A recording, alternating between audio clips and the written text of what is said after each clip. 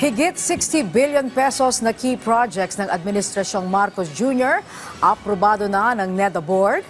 Kabilang dyan ang malaking proyektong pang-infrastruktura na inaasahang mas magpapabuti sa transport network sa Mindanao.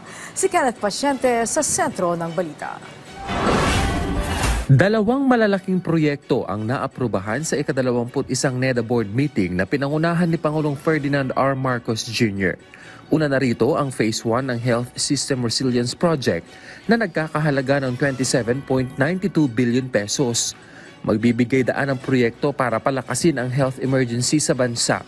Gayon din ang kahandaan sa pagtugon lalo na sa mga lugar na lantad sa mga sakit. Ayon sa Pangulo, paraan ito ng pamahalaan para matiyak ang access sa healthcare saan ka man nakatira. 17 probinsya ang target ng pilot run ng Resilient Health System Project. Nakaangkla ang proyekto sa Philippine Development Plan 2023 to 2028 na makapagpapalakas pa sa contingency emergency response component ng bansa. Lusot na rin sa NEDA Board ang Mindanao Transport Connectivity Improvement Project ng DPWH. Layunin nito na mapabuti ang transport network sa Mindanao. Kaya asahan na ang mabilis na pagtransport ng agricultural goods mula sa malalayong lugar.